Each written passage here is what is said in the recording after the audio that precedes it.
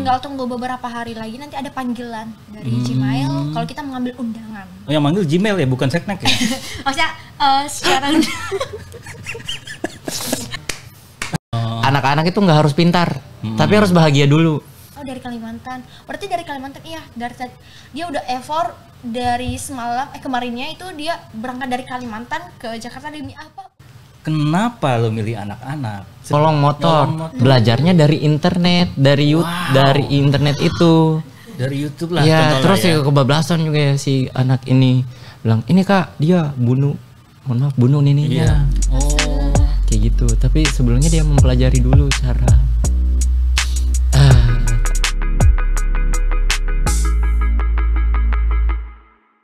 Selamat berbahagia semua teman-teman. Kita ketemu lagi di Unboxing Friends spesial ya. Kenapa spesial? Karena biasanya kan Unboxing Friend tamu gue itu kan satu orang ya. Kali ini langsung satu paket. Satu pasang. Satu pasang. Ya. Dan mereka ini adalah temen gue yang spesial. Kenapa spesial? Karena gue kenal mereka tuh udah setahun. Daring tapi baru ketemu sekarang. Ya, baru ketemu sekarang. Di mana kenalnya? Nanti kita ngobrol gitu. Yang pertama adalah yang paling dekat adalah Ros Elvita Gori. Tepuk tangan dong, woi. Gitu. Krunya banyak. Di belakang Mbak Ira ada 12 orang tuh. Iya. Dan yang kedua adalah Muhammad Ripai Tohamba. Dia bisa nyebutin nama kita lengkap ya? Iya, betul. Loh, gimana enggak lengkap? Udah setahun terus. Udah setahun. Kita aja nggak tahu nama lengkap beliau ya. Taunya nama pena doang. Kocak ya. Memang hanya itu yang harus dikenal gitu. Karena kalau nama aslinya nggak laku. Oke, Ros ini dari mana daerah asalnya? Dan kapan kenal Internet Sehat atau ICT Watch? Oke, baik. Perkenalkan aku dari Ros dari Sumatera Utara. Pasti teman-teman Sumatera ada Utara. yang tahu Nias, mungkin juga belum tahu ya. Nias. Nah, tentu Nias ini salah satu pulau yang terpisah dengan pulau yang besar Sumatera. Dan tentunya aku kenal banget Internet Sehat ini mulai dari Instagram, scroll ternyata ada kegiatan Jawara nih. Penasaran ya. Oh, taunya dari situ. Ya, penasaran apa sih kegiatannya dekat ICT Watch ini? Memang brand-brand ICT Watch ini mungkin belum publish banget ya di kalangan-kalangan dulu. Jadi aku penasaran, kayaknya ini menarik deh. Karena ini masih literasi digital. Jadi membuat dari situ pertama banget, first time banget mengikuti kegiatan ini. Oke, Pai. Ya. Panggilnya siapa sih? Ya boleh, itu benar. Pai. Benar. Enakan Pai aja. Iya. Jadi inget slang. Gitu kan. Gimana Pai? Asal dan sejak kapan kenal ICT Watch? Oke, saya dari Sulawesi Tenggara. Kalau ada yang tahu, nama kotanya Kota Kendari. Kendari. Nah, itu ibu kota provinsi sih. Ibu kota provinsi. Hanya nggak lumayan terkenal. Oh, lu Kendari terkenal. Iya, saya dari Kendari, kemudian daftar di ICT Watch karena bercanda. Bercanda. Awalnya cuma iseng daftar karena aku rasa ini kegiatan yang positif, dan di mindset aku adalah selagi sesuatu hal yang positif dan ada kesempatan, kenapa kita tidak mencoba gitu. Jadi tanya dari Instagram. Dari Instagram cuman muncul lewat. Aku nggak follow ICT Watch ya, cuman muncul muncul aja. Yang muncul daftar dah gitu. Emang banyak sih orang yang nggak follow kita. Ya, Tapi sekarang udah ya. Tim medsosnya itu kayak apaan sih followers? Iya, kayak gitu. Belagu gitu. Padahal butuh. Gitu. Oh, jadi kita memang udah setahun ini ya kenal di program. Mas Ibe, salam. Silakan Mas. Kiriman ekspedisi. Oh iya ya. Gitu. ICT Watch itu itu tadi direktur ICT Watch Mas Banyumurti atau Ibe yang merangkap, kadang-kadang jadi kurir. Kelihatan pantatnya. Udah tadi dada gitu ya. Kocak. Mengirimkan buku ini ya. Oh, ini buku apa ya? Ini LKS yang gue bilang tadi, LKS. Lamar kerja dong. Daminya Bukan kan kayak skripsi ya, gini. bukan skripsi ya. Gitu, itu daminya. Bentar kita akan bahas ini ya. Iya. Bentar kita akan bahas jebakan ini. Iya, nanti aja. Kayaknya nggak usah dibahas lagi. Udah sering Kita jangan bahas Jawara. Iya, Oke, jadi kita tuh kenal teman-teman dari program internet ICT Watch yang namanya itu Jawara Internet Sehat. Apa itu Jawara Internet Sehat? Buka aja jawara.internetsehat.id. Jawara ini adalah anak-anak muda, ya, anak-anak muda tuh ke sini lah, anak-anak muda Dan yang pernah muda. yang punya fokus untuk kegiatan literasi digital di lingkungannya, di circle masyarakatnya, Benar. di daerahnya masing-masing gitu ya. Dan yang unik dari Jawara itu, sebagaimana keunikan Indonesia, kebinekaan kita, dan masing-masing punya cara pendekatan yang beda-beda. Itu yang bikin Jawara unik, yang akhirnya ini titipan sponsor. Keluarkanlah buku ini ya, yang tadi Mas Ibe kirim, buku Bunga Rampai Jawara Internet Sehat. Cerita inspiratif dari 34 provinsi. Jangan tepuk tangan. Jangan gitu. Udah banyak yang udah sering ditepukin gitu kan. Gitu. Woi, jemuran angkat. Kayak gitu. Lalu gini. Nyamuk. Oke. Bercanda. Oke. Sekarang langsung mau nanya nih, bukan tentang Jawaranya, tapi tentang kegiatan. Pai, Ya. gua itu kenal lo itu di program Jawara dan ngelihat program-program itu kebanyakan kok audiens lo, target lo itu Ke anak. anak-anak. Kenapa lo milih anak-anak? Sedangkan Jawara yang lain ya yang lebih berumur gitu kan. Benar. Gitu itu spesial. Kenapa lo milihnya anak-anak? Semua program lo anak-anak kan? Bener. Gitu. Kebanyakan anak Ada ya. berapa program waktu itu? Kemarin itu 1, 2, 3, 4, 5, 7 7 program dan semua anak kebanyakan anak. ya. Why? Kena satu yang pertama ibaratnya sebelum kita terjun ke hal yang kita sukai, mencari sesuatu dulu hal yang kita sukai. Kayak misalnya saya kan senangnya di dunia anak juga.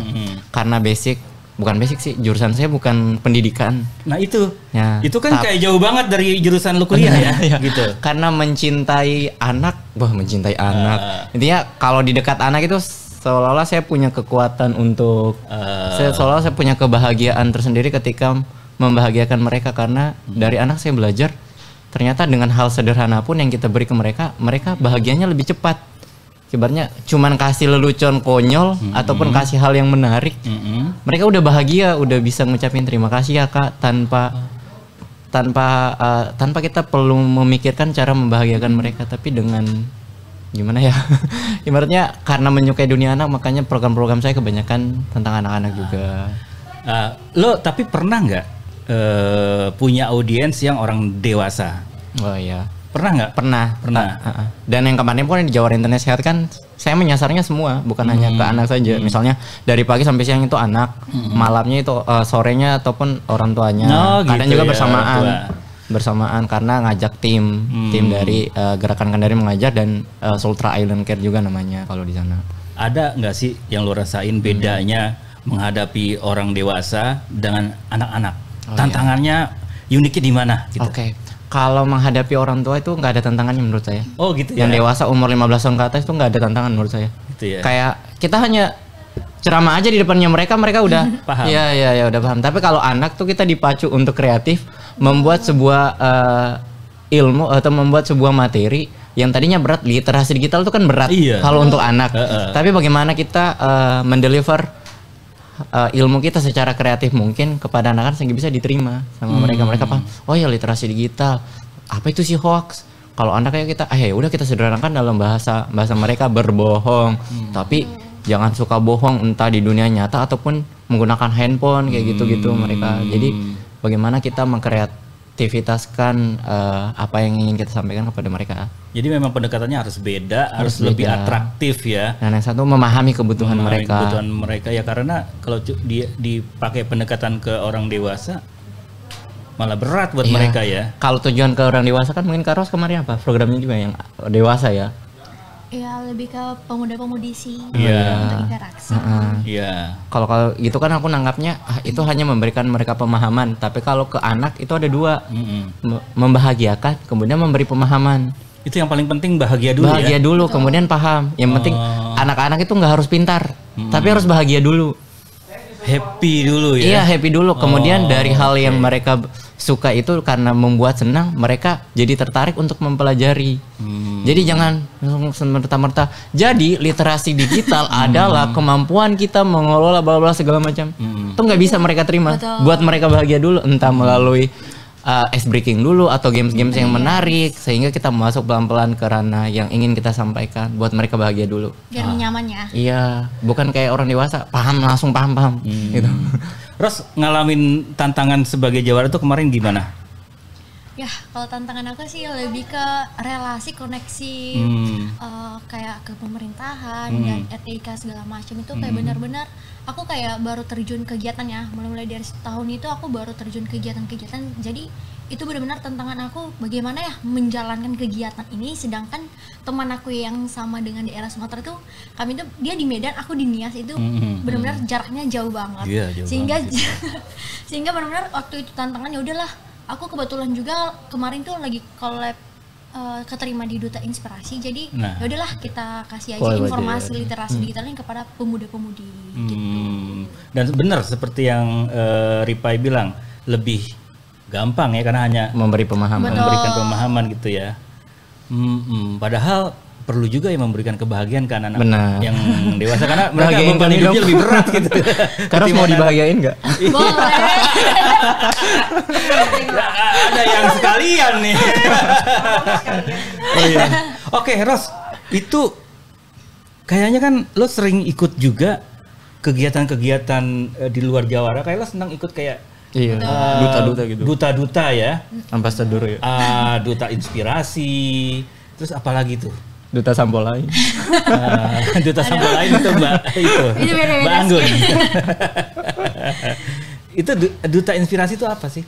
Nah, jadi ini Duta Inspirasi ini udah terbentuk sebuah yayasan. Jadi merekrut para pemuda-pemudi di seluruh Indonesia untuk menginspirasi. Mungkin ada beberapa pemuda-pemudi, mungkin ada ya misalnya udah punya pengalaman, skillnya udah mantap, dia juga udah mungkin dia mempunyai skill nggak terkenal gitu. Jadi dengan caranya mempunyai kemampuan tersebut, mari kita menginspirasi di sekitar kita. Jadi dari situ saya mulai belajar ya, dari hal tersebut saya mulai belajar bahwa kita itu sebenarnya menginspirasi tuh nggak harus terkenal sampai gimana, tapi dengan menginspirasi di teman-teman sekitar kita itu sebenarnya udah ada gitu. Oke. Nah, yang pesan yang disampaikan apa sebagai duta itu? Kalau Jawara kan ada nih literasi digital tentang hoax, tentang privasi. Nah, kalau duta inspirasi itu apa yang pesan disampaikan?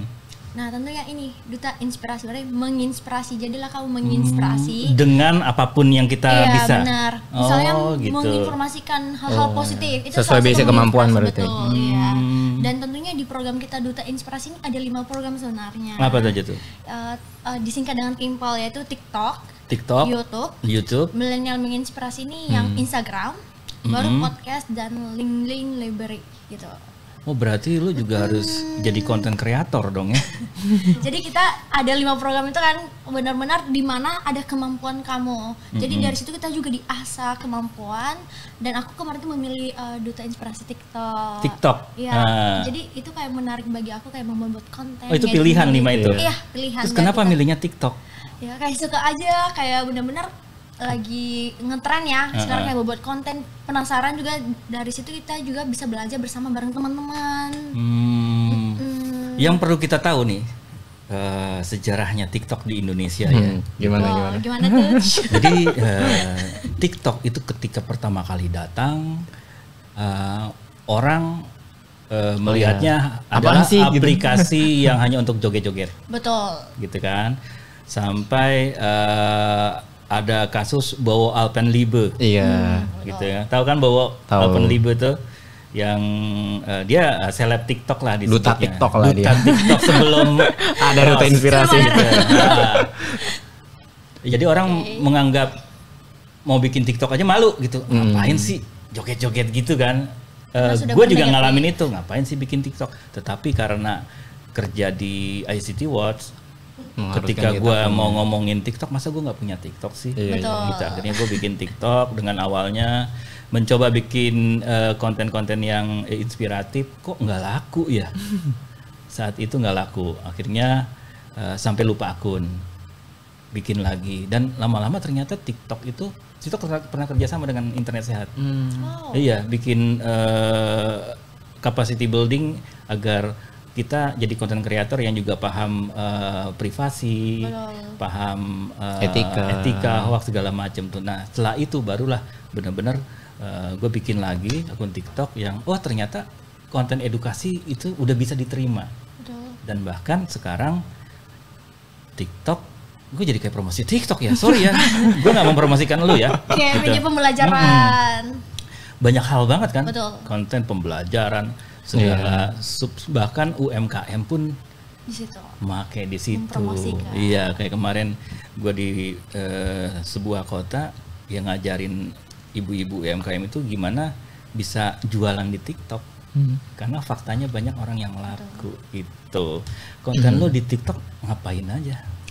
Nah, jujur sebenarnya aku dulu nggak suka banget TikTok, nggak punya akun, dan karena kami ini bukan mengelola akun pribadi, tetapi mengelola akun duta inspirasi. Nah, dari situ kita menginformasikan segala hal-hal positif, dari edukasi pembelajaran, hal-hal yang lagi ngetren gitu, pokoknya yang hal-hal positif. Punya TikTok? Punya. Cuma untuk nonton. Followersnya emang sedikit. Gitu. Iya, emang nggak niat untuk jadi TikToker. Yang jadi media sosial utama lo apa, Pak? Instagram sih. Oh, Instagram ya. Iya, tapi nggak banyak juga yang follow. Iya, kalau buat gue sih nggak penting follower itu jumlahnya ya. Yang penting ada. Yang penting gitu. Karena kan algoritma media sosial sekarang nggak harus follow untuk bisa mendapatkan feed informasi. Iya, benar. Gitu, jadi mereka pakai semacam keyword tertentu yang apabila keywordnya itu sesuai dengan minat user-user yang lain maka akan muncul. Itu di Reels kayak gitu ya kalau nggak salah ya. Sama juga iya. Seperti TikTok kan juga gitu ya. Yang lagi viral-viralnya gitu, FYP. Instagramnya apa? MR Tohamba. MR Tohamba itu. Itu nama pena juga sih. Itu nama pena juga. Gitu. Aku gak punya nama pena. Gori_Ross. Itu Instagram. Instagram. Oke. Gue juga boleh di follow. TikToknya Bang MT. Terus selain TikTok semuanya Matahari Timur. Gitu. Kembali ke anak-anak nih. Gue fokus banget ke anak-anak. Gue kemarin ke beberapa daerah ngelihat bertemu dengan anak-anak itu rata-rata tidak sedang bermain bola, tidak sedang bermain apa-apa, tapi sedang main gadget. Gitu. Itukah yang potret anak-anak kita yang juga lo temuin, Pak? Dan lo gimana membangun mereka? Oke. Kalau yang di saya yang saya temui kan beragam, Mbak. Mas. Kalau saya kan nyasarnya ada yang anak mohon maaf saya sebutnya kaum marginal, ada beberapa. Kalau anak kaum marginal yang kota tapi pinggiran kayak tempat pembuangan sampah, memang mereka antara anak gimana ya, tersentuh oleh dunia internet juga sudah, tapi di situ mereka karena pengetahuan orang tuanya dan nggak ada batasan, jadi kayak gitu. Mereka kebablasan menggunakan handphone itu. Terus kalau yang di pulau-pulau ataupun di daerah-daerah pesisir yang pedalaman, emang penetrasi internetnya kan itu kan buruk, jaringan tuh nggak ada. Tapi yang ketika internet mulai masuk di sana, misalnya di daerah-daerah tertentu tuh, misalnya mereka harus naik gunung untuk mendapatkan akses internet. Iya, mereka nongkrong berlama-lama di sana ataupun main di sana. Daerah-daerah tertentu untuk ngumpul, misalnya di ujung dermaga. Kayak biasa saya temui nongkrong untuk mendapatkan informasi sinyal gitu. Ya. Jadi sebenarnya baik nggak baik juga sih. Iya, kita nggak bisa ngeliat dari satu sisi. Itu karena ada juga anak-anak yang ternyata dia bisa mencari konten-konten yang membangun spirit hidup dia. Betul. Gitu kan. Bahkan yang kemarin kan saya pernah sempat bikin kegiatan di LPKA, Lembaga Pendidikan Khusus Anak, yang mohon maaf anak-anak yang kesandung hukum. Oh iya. Nah, itu orang kesandung hukum anak-anak ada yang sengaja naruh kali di jalan gitu ya. Nggak gitu konsepnya. beda konsepnya. Saya misalnya nih, saya tampar Mas MT, itu kena hukum. Iya. Sebelumnya kan saya survei, saya tanya, Kak, mohon maaf, sebelumnya saya nggak tanya kasusnya, tapi saya lihat nih di pencatatan hukumnya kan ada di lapasnya kan ada. Si anak ini ternyata kesandung ITE juga. Oh, ada yang kena ITE ya? Ada yang pornografi, menyebarkan. Ada yang belajar apa namanya? Nyolong motor. Belajarnya dari internet, dari internet itu. Dari YouTube lah. Ya, terus ya. kebablasan juga ya si anak ini bilang, "Ini Kak, dia bunuh nininya." Iya. Oh. Kayak gitu. Tapi sebelumnya dia mempelajari dulu cara. Salah memanfaatkan. Dan gitu saya rasa kayak tapi saya masuk di situ membekali mereka, bukan membekali sih, ini bukan saya tapi kami, teman-teman dari Gerakan Kendaraan Mengajar juga di situ dengan misi bagaimana ketika skill digital lah ya. Kita kan tahu ketika mereka keluar dari LPKA itu sudah menjadi masyarakat kelas bawah, mohon maaf. Iya, yang sudah agak sulit diterima di masyarakat, pendidikan mereka juga terputus. Jadi kita memperkenalkan, kebetulan saya undang juga salah satu sahabat saya selebgram juga, selebgram sekaligus hafiza gitu, penghafal Al-Quran. Dan ternyata ada loh pekerjaan yang gak harus kalian menggunakan ijazah kalian, bisa kalian menggunakan internet dengan bijak, menjadi ladang cuan, kayak gitu kepada si anak-anak itu. Harapannya bisa berimpact sih kepada mereka. Iya, emang agak ngeri sih. Emang kompleks banget sih permasalahan ketika kita sudah terjun ke lapangannya. Iya. Aku pernah masuk ke LPKA juga. Tahun berapa Mas? Kasus apa? Enggak, maksudnya mengunjungi. Oh, kirain kesandung. Membesuk Mas Ibe. Enggak, waktu itu bareng-bareng dengan Mas Ibe, dengan Mas Doni, dengan Yosi. Ya, kayak Yosi Mokalu. Yosi Mokalu itu ke LPKA dan ya sama sih. Kasusnya hampir beragam gitu. Cuma yang gua bangga tuh ngeliat di LPKA kan banyak yang putus sekolah ya. Dan ternyata di LPKA itu memang disediakan kelas untuk sekolah. Jadi memang ada guru khusus yang datang ke sana. Itu harapan kita biar pendidikan mereka nggak putus dan kita pengen masukin edukasi dan ternyata yang nggak lanjut tuh programnya yang lanjut dia malah gitu. Kemarin mikirnya kayak gini, saat keterima ke ICT Watch ke Jawara, kita kan pasti bingung kan mau program apa. Aku mikirnya kayak gini, literasi digital berat banget nih. Di Kendari itu belum ada yang pernah angkat isu itu, belum pernah. Sampai ada yang pernah teman bilang gini, tapi teman dari Jawa juga, keren loh kamu ngangkat isu ini, kayaknya belum pernah ada yang bahas di mana-mana deh kayak gitu. Apalagi di Kendari juga belum ada yang pernah bahas. Aku mikir gimana ya cara masuk-masuknya ini, entah mau ke anak kampung pemulung, mau ke pesisir, anak-anak di lapas, ataupun anak-anak pertengahan kota lah kayak gitu, anak-anak yang udah modern. Saya pikir ternyata setelah kita mikir-mikir nyari benang merahnya, ternyata literasi digital itu bisa masuk di mana saja ketika kita mau mengangkat isu itu atau memberi pemahaman orang-orang. Kalau gua ke ROS itu kebayang Nias ya. Iya.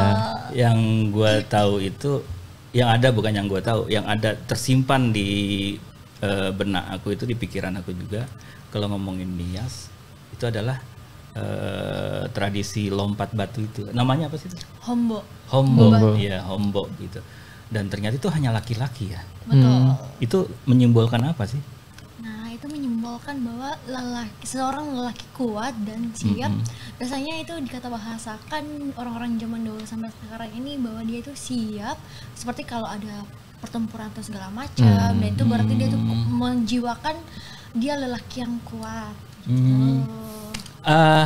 Itu dibatasi nggak sih, hanya umur berapa atau bebas yang melakukan hombo itu? Justru dari semasa anak-anak kecil itu udah mulai dilatih-latih. Udah beranjak dewasa gitu ya.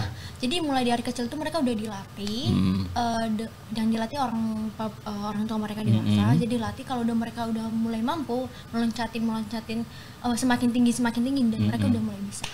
Apakah di setiap keluarga di Nias ada yang ada anak laki-lakinya semua mewariskan hombo itu? Nah, itu enggak semua. Enggak semua. Jujur kayak di keluarga aku, abang aku nggak bisa. Nggak bisa hombo. Nggak bisa. Kenapa?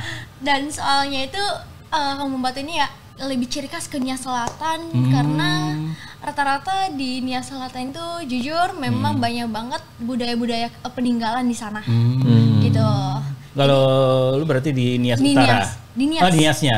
Niasnya ada utara ada selatan nggak sih? Ada Nias Utara, ada Nias Selatan, ada Nias Barat. Oh, Udah, gitu ya. Aku di Nias. Di Niasnya ya, di tengahnya Di ya, tengah di ya. sumbunya ya, Betul. gitu. Istilahnya di kotanya lah ya, di situ ya. Itu ada Kota Gunung Soli beda lagi. Oh beda lagi. Iya. Kayaknya harus ke Harus Nias. explore deh. Wajib. Kapan kita ke Nias nih? Nanti Baik. dia udah wisuda. Gitu Siap. ya, nunggu wisuda. Nunggu dia siap. Boleh. Siap pulang maksudnya. Siap pulang. Bercanda. Gitu ya. Nah, itu kan tadi laki-laki ya. Iya. Kalau perempuan, anak perempuan, Nah, kalau nama perempuan ini kayak ada beberapa tradisi seperti menari. Nah, itu kita beberapa tarian itu berbeda-beda lagi. Itu perbedaan tarian-tarian itu setiap daerah. Kayak di Nias kan ada tari tuwu, ada kalau tari mainan ini gabungan antara lelaki dan perempuan. Baru ada tari moyo dan itulah. moyo. Berarti perempuan Nias itu setidaknya harus bisa menari. Iya. Setidaknya. Lu bisa nggak? Dikit lagi Bisa suruh dong. nari coy-coy. Oh, bisa ya. Bisa dong. Ketukannya gimana nih? Bisa dong. Lu bisa praktekin di situ. Agak Gitu. lihat aja di Instagram aku. Oh ya, Spill, lihat aja di ada Instagram. Oh, kamu pernah nari gitu.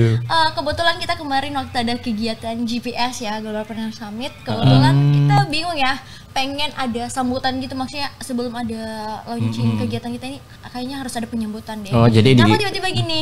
Kayak tari sambutan Kebetulan gitu ya. Ada sepupu aku nih lagi di Jakarta. Ya udahlah kita tampil aja. Sebenarnya memang kalau tarian secara perempuan ini bagusnya itu kayak tarian berkelompok ya. Udahlah iya. kita variasikan aja berdua. Jadi itu suatu kebanggaan dari aku memperkenalkan budaya aku juga. Oh iyalah, enggak ya. Iya. Ya, kita Bukan berarti kita di kota enggak Bukan. lupa juga dengan kita budaya mengekspresikan kita. Betul. seni di mana itu adalah tradisi leluhur keluarga Betul. kita, dan di Indonesia mestinya harus banyak tempat buat mengekspresikan seni daerah. Betul. Gitu, seni tradisional, jangan sampai kita terganti oleh serangan-serangan budaya Jepang, Korea. Kita suka sih juga. Enggak apa-apa, tapi jangan Soalnya akan lupa yang Gue lalu. Jangan lupa budaya. gue nonton drakor juga soalnya gitu kan, nggak masalah, cuma setidaknya jangan melupakan Melupakan budaya leluhur. gitu budaya leluhur kita sendiri gitu. Tua banget ngomongnya. Berasa dikasih meja kan Iya. gitu. Oh iya. Ada satu pengalaman lo yang gue pengen tanya nih. Apa tuh? Iya. Lu jadi Orang lain mungkin belum tahu ya. Kenapa? Ya nggak follow dia. Apa yang lo rasakan ketika lo ikut upacara kemerdekaan Republik Indonesia ke-78 dan lo bisa bareng sama Pak Jokowi? kok tahu? Iya, follow berarti lihat ya. Iya. Iya.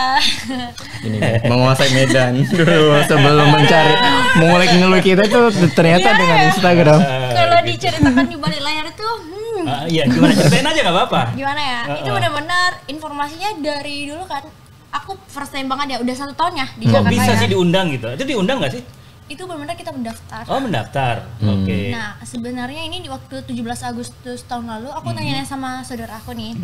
Kak, biasanya kalau 17 Agustus ini Iya, kalau daftar. di Istana Kemerdekaan bisa nggak sih masyarakat? Bisa, tapi mendaftar di link. Oh gitu. Jadi udahlah kita coba tahun depan, semoga bisa.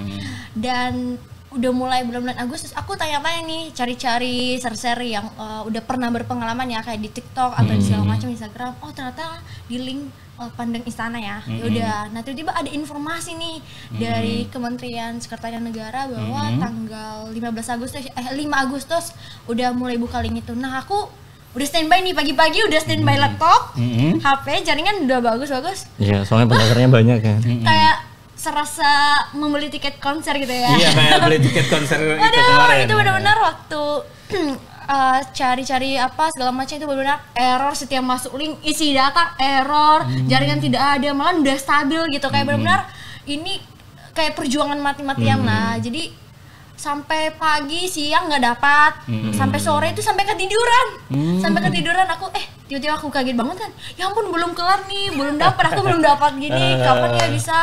Tatonya pada saat sore itu udah bisa lah terima data aku tadi. Sore, ya, berarti satu harian aja itu. Harian. iya, demi mendapatkan tiket untuk kayak benar-benar kayak Iya, itu hal istimewa ya. Euforia dilihat. kemerdekaan Iya, kan. Iya. ternyata nggak sia-sia juga sih effort kita ya dari pagi sampai sore untuk mendapatkan tiket itu. Ternyata ada panggilan bahwa saya bisa mengikuti upacara. Bawa baki enggak? Data yang diisi apa sih? Nah, seperti dibutuhkan KTP, KTP. data nama lengkap kita dan alamat. Itu aman enggak? Aman. Mas saya dari Narik nomornya lagi. ada literasi dikit. Foto KTP sampai pegang gini enggak? Iya. Kayak gitu lah ya. Wah, terima Apakah kasih. ada di formnya itu apa? Kenapa gua tanyain? Karena kan bisa jadi teman-teman ada yang mau ikut tahun depan. tahun depan, ya. Bukannya tahun depan udah di IKN ya? Iya, enggak sih. Iya. Belum. IKN tuh bisa jadi nggak jadi gitu loh, ya. Jangan dong. Jangan Gitu. dong. Tapi gue berharap jadi. Sebagai orang Jakarta, saya sangat bosan Jakarta Benar. jadi ibu kota negara. Aku aja baru 3 bulan udah mulai Ya merasakan. belum Polusi. jatuh cinta sih sama kota ini. Gue ingin merasakan Jakarta jadi sepi gitu loh. Iya. Gitu. Itu satu impian dan ternyata pemerintah kita punya program pindah ibu kota ya bagus lah gitu. Ya biar orang lain juga bisa ikut upacara kemerdekaan. Itu apa aja data yang diisi selain KTP? Apakah ada kegiatan? Nah, apa itu- portofolio atau apa gitu? Enggak. Enggak Kayak ada. lamar kerja. Ini enggak lamar kerja. Jadi kita butuh KTP aja, KTP asli. Jadi kita foto dengan KTP, baru kita upload, ya udah isi data lengkap, ya udah kita input. Setelah terinput dan terverifikasi di Gmail kita tadi nanti ada kode verifikasi segala macam. Ya udah kita verifikasi. Tinggal tunggu beberapa hari lagi nanti ada panggilan dari Gmail kalau kita mengambil undangan. Oh, yang manggil Gmail ya, bukan Seknek ya? Maksudnya secara Bener sih. Gitu. mengiring pesan lah ya. Iya. Nggak mungkin mereka datang satu-satu di rumah ya. Iya. Sampai-sampai ada yang dari Kalimantan, dia ada aku dapat ya teman karena waktu antrian masuk itu kan sambil ngobrol, ini dari mana? Oh dari Kalimantan. Berarti dari Kalimantan, iya. Dia udah effort dari semalam kemarinnya itu dia berangkat dari Kalimantan ke Jakarta demi apa? Untuk mengikuti istana, 17-an. Untuk submit. untuk mengikuti kegiatan Iya. ini. Gokil. Lo kepikiran nggak bikin konten di YouTube lo atau di Instagram atau di TikTok lo? Cara mendaftar agar diterima Iya, sekarang kan banyak. acara. Iya, itu penting loh. Konten kayak gitu tuh. Iya, konten tutorial ya. Iya, tutorial itu banyaknya. Oh, FYP lah gue rakin. Tutorial tuh. napas. Gitu. Pernah kepikiran tapi gimana lah ya, ada beberapa hal yang kurang mendukung bagi aku gitu. Ya, Oh, setelah belum. dipanggil sama Gmail gitu. Maksud pesannya masuk Iya. ya dari Kementerian Sekretaris Dari Kementerian Negara. Sekretariat Negara itu ada pemeriksaan lagi nggak? Nah itu Atau kita interview bawa gitu? KTP. Datang. Iya datang lagi membawa KTP, KTP kita dicek, ditanya apakah ini benar, ya udah kita langsung ada. Jadi kan di layar komputer itu udah kian ada kamera-kamera Iya, ya. Jadi kita difoto gitu. Setelah itu diinformasikan nanti ini ada undangan, ada gelang tiketnya ini jangan lupa dibawa gitu. Ada nanti souvenir diganti pada saat di hari H gitu. Berarti ketika ada jawaban via email itu betul udah pasti diterima berarti ya? Iya. Gitu ya. Dan nggak ada syarat-syarat misalkan prestasinya apa enggak ya? Enggak, Oh, bukan enggak ya? lowongan kerja. Gitu ya. Wawancara nggak ada ya? Kirain harus ada portofolio Oh, gitu enggak. kan, wajar ya masyarakat kan, saya orang awam nih. Iya. Gitu. Jadi ya kayaknya siapapun bisa ya terbuka ya. Yang mau ya teman-teman mau daftar ngikutin kategori, ikut ke istana, ikut upacara, joget-joget bareng ya ketika Bersama Pak Presiden. itu joget-joget yang dibilang joget PKI gitu. Ya lagi viral, ada pemahaman ya, Iya, lah ya. itu kan ada yang bilang tuh Iya, tokoh-tokoh biasa. kayak gitu. Ada pro dan kontra. Iya, gitu. Ada pro, ada kontra, ada kontrakan, gitu. Ya jadi gitu caranya, lo bisa daftar aja ya, nanti linknya selalu ada ya. Iya, akan diinformasikan. Akan diinformasikan, nyari informasinya ke Setnek ya. Iya, Nyari informasi. aku cari informasi kemarin Di TikTok, ntar. di Instagram. Iya, pernah dapat di TikTok. Pertanyaan terakhir buat Roy, buat Ros tentang Apa ya? upacara itu. Kenapa lo pengen ikut acara itu? Karena acara itu benar-benar kayak menurut aku suatu hal yang spesial ya, datang bersama-sama Bapak Presiden, orang nomor 1 di Indonesia ya. Benar-benar itu momen yang sangat jarang dan banyak juga orang teman-teman aku yang nanya gimana sih cara masuk ke situ, apakah ada orang dalam, apakah ada mungkin undangan khusus untuk anak duta ya, karena aku pakai selempang duta ya, jadi mereka nanya pemikiran kayak gitu. Dan aku jelasin sebenarnya aku tuh dan teman-teman yang lain yang lolos ini mengikuti pendaftaran yang sesuai dengan prosedur. Jadi kebetulan dan rezeki yang saya tunggu-tunggu ya dari tahun lalu akhirnya bisa. Jadi itu memang terbuka untuk publik lah ya, untuk seluruh rakyat Indonesia. Tidak ada diskriminasi untuk siapa. Oke, itu berarti oke lah yang mau tuh ya. Ada niat nggak lo ikut, Pai? Niat sih. Ya dicoba. Coba lo ikutin dia gitu. Siapa tahu aja bisa ngisi dongeng kan? Boleh. Apa yang nggak boleh? Oke. Nah, kenapa gue tawarin gitu? Karena gue juga mau nanya. Lo kan sekarang ini bergelut di dunia perdongengan ya. Iya, lagi belajar dongeng di Kampung Dongeng Indonesia. Lu kan sarjana teknologi pangan. Iya. Nggak relate banget. Kenapa lu milih mau menjadi pendongeng? Oke. Satu, karena senang di dunia anak. Ketika berhadapan dengan anak-anak serasa energi aku tuh bertambah. Endorfinnya meningkat lah. Itu yang kedua karena ada masa kecil yang kurang membahagiakan pada diriku, jadi ketika bertemu anak-anak bahagia aja. Oke. Kayak gitu. Jadi itulah yang kayak untuk jalur katarsis. Iya. Sama kalau nggak seru aja ketika ibaratnya ini kan pengennya menjadi pendongeng profesional ya. Harapannya. Amin. Tapi let it flow aja lah. Kalau misalnya berkecimpung di dunia misalnya sesuai jurusan saya, nggak menantang bagi saya. Apa bedanya ketika lo kan biasa public speaking ya? Insya Allah. Udah biasa lah gitu ya. Bedanya lo public speaking dengan mendongeng tuh ada bedanya di mana sih? Oh iya. Kalau di public speaking bedanya gimana ya? Bedanya? Lo jadi pemateri, narasumber gitu kan? Kalau di dongeng pasti kita harus jago public speaking. Kalau di public speaking kita nggak harus jago mendongeng. Oke. Wow, ini apa ya? Jadi kalau kayak mendongeng tuh ketika kita udah misalnya nih baca tentang, misalnya aku diundang jadi pendongeng. Cuma dikasih temanya mau apa? Temanya mau kejujuran. Oh ya udah, aku udah tahu konsepin dalam pikiran. Oh ya, mau konsepin ceritanya seperti ini. Tentuin gimmicknya biar lucu, biar entertainnya dapat dan edukasinya dapat.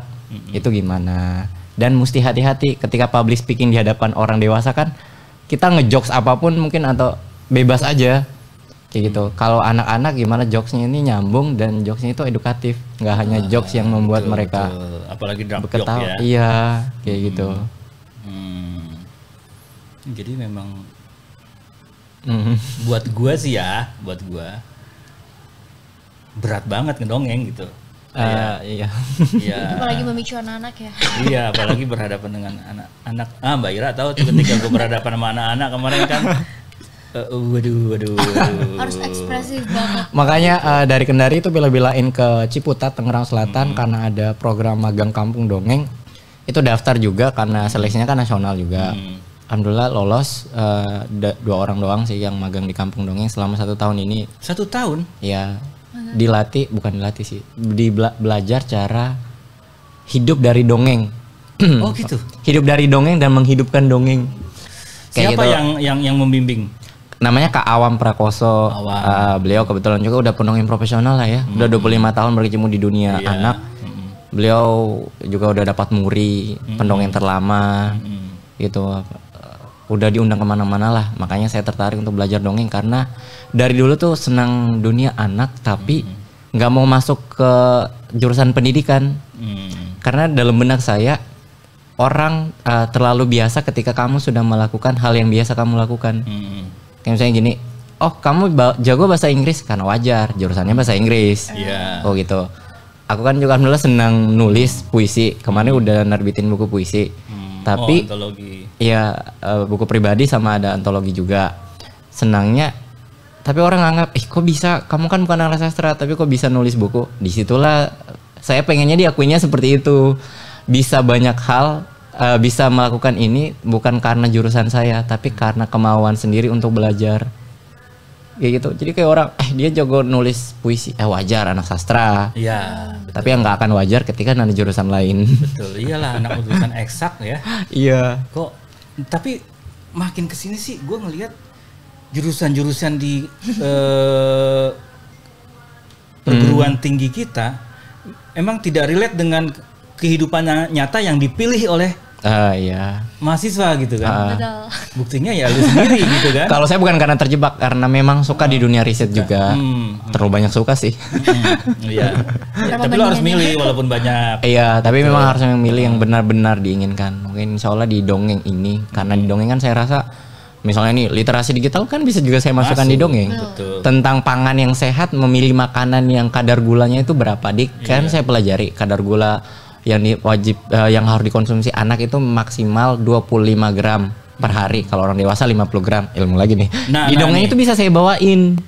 Enggak, gue mikir 25 gram kan kalau buat orang awam ya kayak gue itu ukuran standar di rumah nih, orang-orang di rumah kan nggak punya gramasi. Betul. Kalau misalnya nih minum itu air kemasan 25 gram itu berapa sendok sih gitu? 6 sendok. Oh 6 sendok. Oh kalau anak 3. Kalau anak 3. Iya. Sendok makannya. 3 sendok.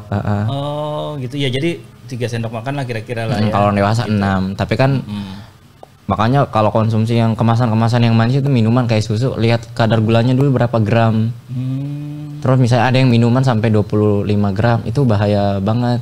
Meskipun orang dewasa 50 gram, tapi kan kadar gula yang kita dapat kan juga dari nasi. Udah banyak banget. Udah banyak banget. Ibaratnya ini akan jadi bom waktu untuk kita ke depannya. Seperti apa? Penyakit diabetes. Diabetes gitu. Penyakit degeneratif lah kayak gitu. Penyakit yang udah berumur. Tetapi itulah gue ingat apa yang Ripai bilang itu bahaya karena dari kecil sudah mengkonsumsi itu. Sekarang ini yang penderita diabetes nggak selalu orang tua. Iya. Anak-anak muda juga ada. Kalau zaman kita dulu ya, yang namanya sakitnya apa? Diabetes. Oh, udah tua ya? Iya, gitu kan. Iya. Jompo ya? Udah jompo biasanya. Tapi sekarang enggak loh. Ternyata anak-anak masih muda itu udah ada yang kena diabetes. Udah ada diabetes ya gitu. Balik Karena lagi. memang dari kecil ternyata ya nggak menyadari konsumsi minuman dan makanan. Udah dicokok ke makanan-makanan yang manis. Jadi udah kayak kebiasaan. Mungkin masyarakat kita mengkonsumsi makanan dan minuman yang manis-manis itu karena hidupnya pahit kali ya.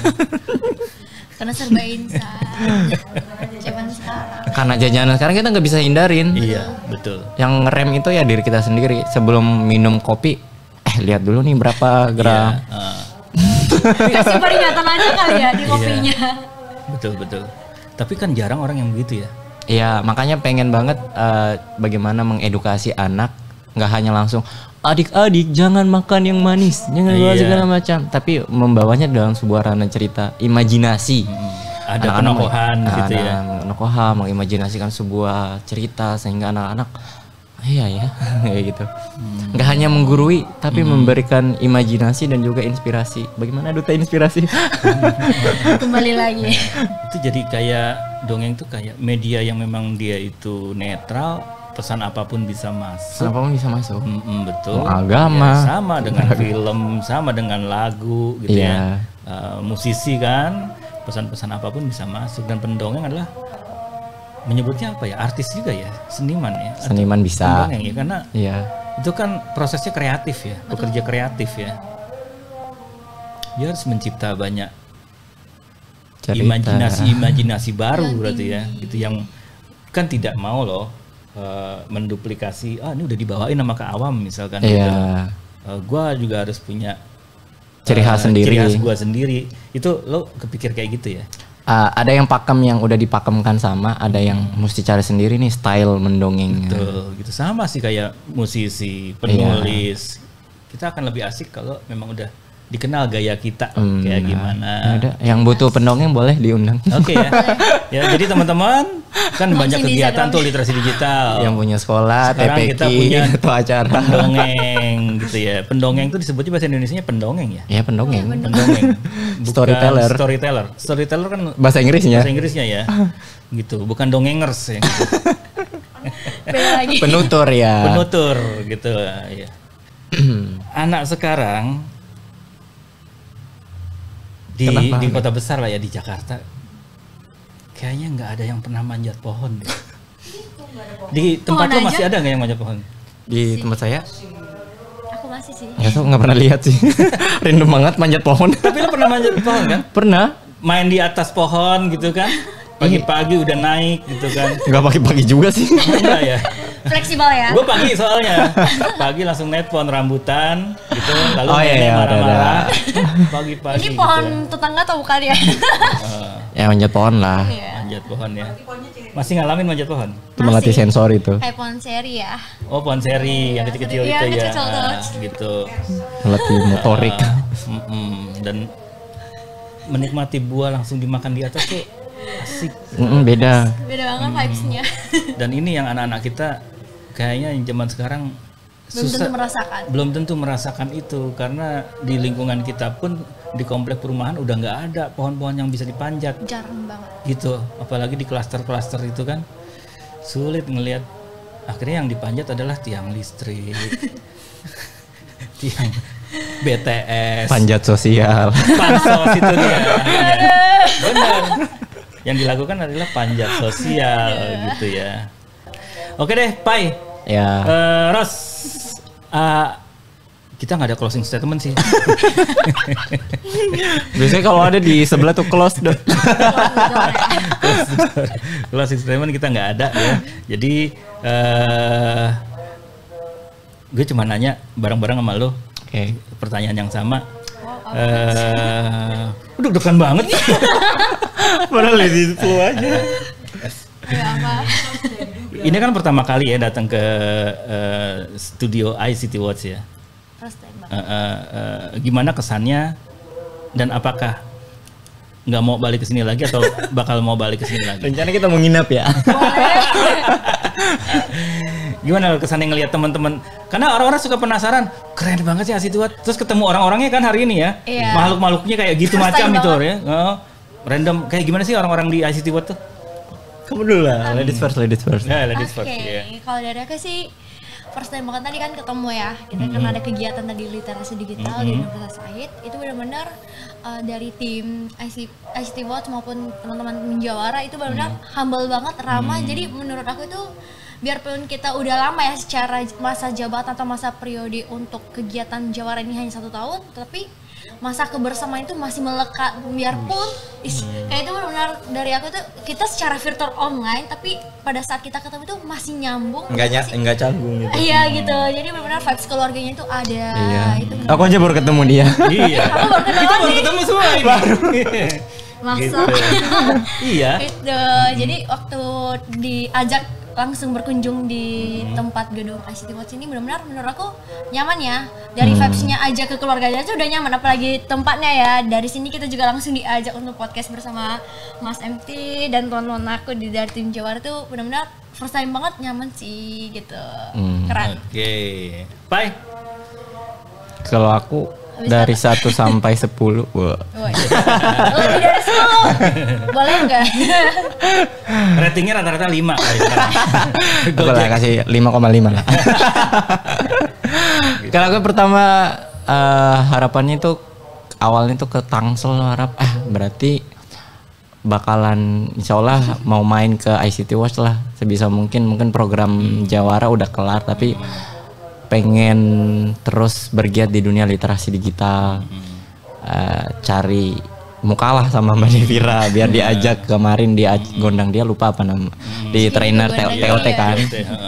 TOT kemarin, udah diundang di situ juga ketemu banyak relasi, ketemu banyak teman-teman. Di situ untuk pertama kali ketemu dengan Bang Ibe, Kak Devira dan yang lain-lain. Ya, pertama agak canggung-canggung juga, tapi serasa sering ketemu, beberapa kali ketemu juga. Ya alhamdulillah vibes kekeluarganya dapat dan nggak canggung juga, nggak ada batas ketika ngobrol tuh lepas jabatan dan usia lah kayak gitu. Ibaratnya kayak kita ngobrol aja lepas jabatan dan usia, lu siapa, gua siapa, usia berapa kayak gitu. Yang penting sopan aja gitu. Terus tapi kita emang sopan nggak sih anak-anak sini? Punten. Kayak gitulah Mas. Jadi sekarang mau pikir alhamdulillah banget ya gabung di Jawara Internet Sehat, intinya ditemukan oleh ICT Watch gitu. Ibaratnya ICT Watch memberi kita kesempatan bertemu banyak orang, dan aku juga kemarin alhamdulillah dipercayakan oleh ICT Watch untuk menjadi pemateri di Hari Anak di Kemendikbud. Itu gue rasa kayak wah, kapan lagi nih gitu. Kapan lagi diundang dan bertemu dengan orang-orang yang luar biasa. Kayak Tuhan itu punya caranya sendiri loh, mempertemukan kita dan memberikan kita peluang, mempertemukan kita kepada orang-orang baik. Gitu, mungkin karena kita dasarnya udah berniat baik aja, berniat baik meskipun belum melakukan hal baik, tapi udah dipertemukan aja dengan hal-hal baik dan orang-orang baik. Gitu udah terinspirasi. Dan nggak nyangka hari ini kita bisa kesini. Iya kan, kita nggak tahu kan. Langsung. Ini aja tadi kita nggak tahu kalau launching buku ini, buku kita bersama. Ya, memang benar-benar program. Ya, ICT Watch memang penuh kejutan sih orang-orangnya. Ya, hati-hati aja gitu. Pertanyaan terakhir. Iya. Nggak ada yang ditanyain sebelum kita tutup tentang apa? Emang kita seminar ya? Ada sedikit. Pernah ada nggak sih di dalam benak pengen nanya sesuatu dengan Mas Ibe, Devira, atau siapapun orang-orang di Asito tentang Asito sendiri gitu? Pernah nggak sih ada yang kepikir kayak aku pengen nanya deh tentang gitu? Enggak? Iya, kenapa namanya ICT Watch? Tapi aku cari di internet sehat. Kayak beda brand gitu loh, sama kan kayak membingung. I itu apa, C apa, T apa? Oh itu ya. Boleh di-spill ya? Iya. Saya juga nggak tahu. Jadi ICT Watch itu kan di tim kita tuh ada yang namanya Mbak Siti yang tadi tuh ya. Jadi ICT Watch. Jadi saya larang kayaknya dan Mbak Siti sih? itu suka gitu memantau gitu. Nggak valid. Selalu nggak pernah ada kemenjangan, misalkan Iya kalau kan? Jawara kan. Kayak Jawara kita tahu kan anaknya siapa, sponsornya siapa. ICT itu Information Communication and Technology Watch. Itu dia ICT, ICT atau TIK. Teknologi Informasi Komunikasi, bahasa Indonesianya. Tapi aku cari internet kemarin, internet sehat dapatnya, nggak ada kepanjangannya. Iya. Tolong websitenya diperbarui. Iya, website ictwatch.id ada. Iya, tapi kepanjangannya nggak ada sih dapat. Nggak ada, itu nggak ada memang. Iya ya, kita. Terbayar ada tugas baru nih, ada tugas baru langsung program baru. Itu sebenarnya simbolik ya, simbolik dari gaya hidup orang-orang di sini. Nggak penting orang kenal lebih dekat siapa gue, yang penting orang ikut dengan program gue. Oke. Iya, so belagu banget, so bijak. Aku pikir di situ internet sehat harusnya pakai internet sehat. Internet sehat. Iya, internet CT ya, sehat gitu ya. Sempat kepikir gitu loh ya. Semacam Iya benar juga, boleh juga dipakai nih, gue izin pakai. ICT itu artinya internet sehat. Bercanda gitu ya. Oke deh teman-teman, Ros, thank you. Terima kasih Mas MT. Ya. Teman-teman, kita terima kasih penonton. Makasih udah nonton Unboxing Friend. Yang mau nonton episode ke belakang sebelumnya itu banyak banget. Random banget memang teman-teman gue di Unboxing Friend ini ya. Latar belakangnya, kegiatannya, ada yang juga sepanjang episode kemarin, ada episode keberapa gue nggak kasih tahu, tapi ada orang yang sepanjang nonton itu menangis gitu loh. Dan ada yang nonton itu langsung yang tadinya mau suicide, nonton itu jadi nggak jadi, semangat hidupnya tumbuh. Gitu. Ada episode-episode di Unboxing Friend ini yang kayak gitu. Kita apa ya nanti ini? Nggak tahu impactnya, karena tergantung apa yang mereka sampaikan kesannya ke gue nanti. Oke, teman-teman, makasih. Kita ketemu lagi nanti di Unboxing Friend. Terima kasih internet sehat.